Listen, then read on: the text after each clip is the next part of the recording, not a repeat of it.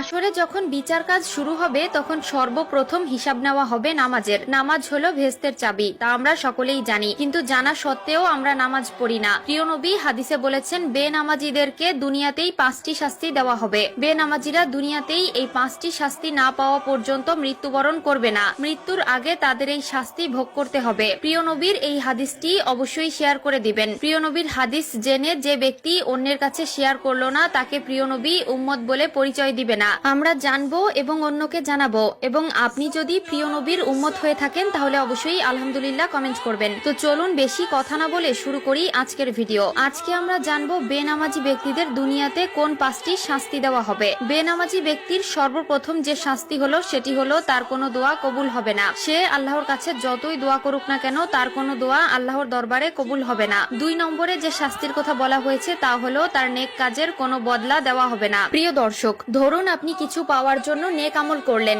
কিন্তু আফসোসের বিষয় আপনি যদি বেনামাজি হয়ে থাকেন আপনার নেক কাজের কোনো ফল আপনি পাবেন না। 3 নম্বরে যে শাস্তির কথা বলা হয়েছে তা হলো চেহারা থেকে নেককারদের নূর উঠে যাবে। প্রিয় দর্শক, জন্মগতভাবেই আল্লাহ তাআলা কালো, সুন্দর, অসুন্দর সকলের চেহারায় একটি মায়াবী নূর দিয়েছেন, কিন্তু নামাজ না পড়ার কারণে তাদের চেহারা থেকে সেই নূর উঠে যায় এবং দেখতে দেখতে একসময় চেহারার অবস্থা ভয়ঙ্কর হয়ে যায়। যার চেহারা থেকে আল্লাহর নূর উঠিয়ে নেয় তার প্রতি মানুষের কোনো মায়া মহাব্বত থাকে না। 4 নম্বরে যে শাস্তির কথা বলা হয়েছে তা হলো তার জীবনের বরকত উঠে যাবে। আয় রোজগারে বরকত থাকবে না, ব্যবসা বাণিজ্যে কোনো সাফল্য পাবে না, সংসার জীবনে একটার পর একটা অশান্তি লেগেই থাকবে।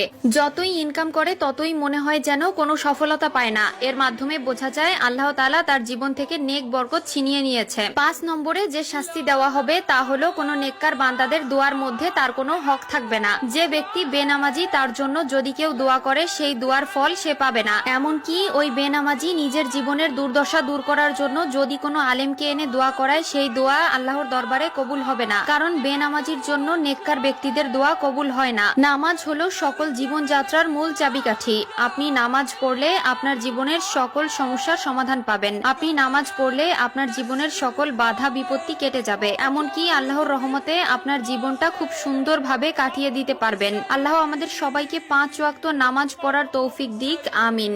হাসরে সর্বপ্রথম হিসাব নেওয়া হবে নামাজের। আল্লাহ তাআলা মুসলিমদের উপর নামাজ ফরজ করেছেন। কাফের, মুশরিক ও মুসলিমদের মধ্যে পার্থক্য হলো নামাজ। প্রিয় দর্শক, আজকে আলোচনা করব নামাজ নিয়ে। যারা নামাজ পড়েন কিন্তু নামাজে মনোযোগ হারিয়ে যায়, দুনিয়াবি চিন্তা আসে, তারা কিভাবে নামাজে মনোযোগী হবেন সেই নিয়ে আজকের ভিডিও। প্রাণ ছাড়া দেহের যেমন কোনো মূল্য নেই, তেমনি মনোযোগ ছাড়া নামাজের কোনো মূল্য নেই। নামাজের মাধ্যমে আল্লাহর সাথে মুসলিমরা সরাসরি কথা বলে। অবশ্যই ভিডিওটি সম্পূর্ণ দেখবেন এবং শেয়ার করে দিবেন যেন আপনার সকল মুসলিম ভাই ও বোনেরা তাদের নামাজকে সহিশুদ্ধ করতে পারে।